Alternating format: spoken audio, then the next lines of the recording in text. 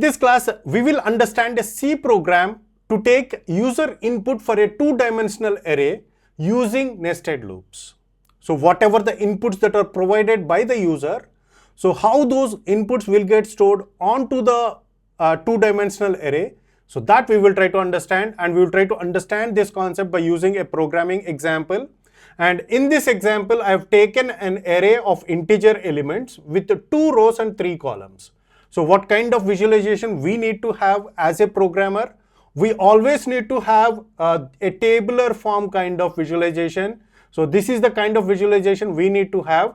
The array, a two-dimensional array consisting of 2 rows and 3 columns. Now, how to store the elements onto this array? In our previous classes, we have initialized the values of the array directly. In the declaration part itself, we have initialized the elements.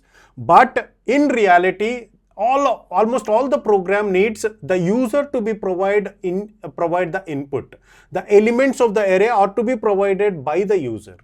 So in such cases, how to write the program, that we are going to understand in this class. Now here, this concept of storing the elements onto the two-dimensional array is done by using a nested loop. Nested loops means a loop in a loop. So the inner for loop and the outer for loop, here we have taken two for loops. So how these loops will behave, that we will try to understand first. So this outer for loop is used to control the rows. So how many rows are there? 2 rows are there. So this loop is going to iterate for 2 times. As we are having only 2 rows, the outer for loop is going to iterate only for 2 times. So here it is going to start from I is equal to 0, I less than 2, means it is going to iterate for 0 and 1. Whenever we are going to increment the value of I to 2, so this outer loop is going to fail and we are going to come out of this outer for loop. So whenever we enter into this for loop, how this inner for loop is going to act. So that is very important to understand. So this inner for loop is going to control the columns. Whenever we are in a specific row, all the elements of that row will be filled. So this is how this outer and inner for loop are going to work. So try to understand this. Okay. So now how many times this loop is going to iterate? As we are having 3 columns, this loop is going to iterate for 3 times. So 0, 1, 2. Whenever the value of j becomes 3, it is going to fail. So let's understand step by step, means iteration by iteration we try to understand. So let's start with the value of I is equal to 0, means we are in the 0th row. Now what happens? This j is going to iterate for 3 times, and every time we are going to provide this prompt. This prompt is to make the user understand which element is getting inserted into the array. So here enter a of %d element, the values are going to be I and j. Okay, so now we are going to scan ampersand a of I comma j. So let's take this initially, let's assume that we are going to start with 0, 0, value of I is 0 and value of j is equal to 0 in the first iteration. So here the value of j is equal to 0. So this loop has started and we are going to enter the elements one after the another. So the first element is 0, 0 because the value of I is 0 and j is 0, and this is the place where the element will get stored. So let's assume that the user has provided the element as 4. Okay, so in the second iteration of this inner for loop, where the value of j will become 1, now which element we are accessing? It is 0, 1, 0, 1. So this is the place where the element will get inserted.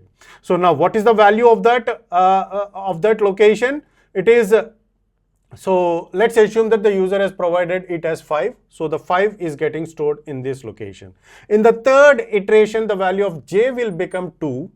And here it is going to enter. So in which place the element will get entered? It will get entered into 0, 2. So this is the place where the element will get entered.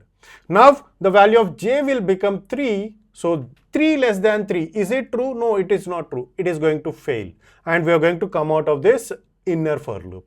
Now we are going to increment the value of I. Now the value of I will become 1.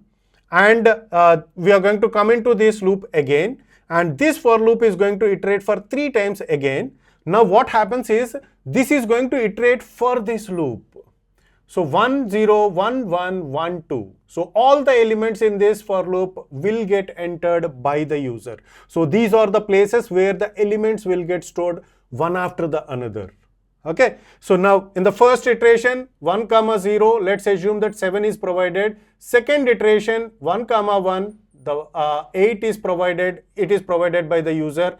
1, 2, here 9 is provided. So the last element 9 will get stored in 1, 2. So this is the place where the elements will get stored. And whenever the value of j becomes 3, so we are going to come out of this for loop and we are going to come out. So the value of I will be incremented to 2, I less than 2, 2 less than 2. Is it true? No. 2 is equal to true, 2. So we are going to come out of this outer for loop also. So this is how the values provided by the user will get stored onto the two-dimensional array. Okay. Now, with respect to the memory, if it is a row measure order, so how the elements will get stored? So we'll see that also. Okay. So if it is a row measure order, so the elements, so row by row, the elements will get added. First 4, 5, 6, and after that 7, 8, 9 will get stored onto the memory, if it is a row measure order. Okay, so let's see how the elements will get stored onto the memory. 0, 0, so the first 4 blocks of memory will get stored onto this 0, 0, 0 means the 4 will get stored here and 5 will get stored here, 6, and after that 7, 8 and 9. Okay, so this is how the things will get stored onto the memory. Okay. So this understanding is very, very important, because these kind of implementations, these kind of programs, we are going to write in the graphs concepts of data structures. There the graphs are visualized in this way. So that is the reason why we are explaining these concepts at this point of time, so that you can easily understand the complex concepts of data structures very easily, implementations very easily. Okay, so that's it for this video. In the next class, we will start our lab programs based on the two-dimensional arrays. See you in the next class.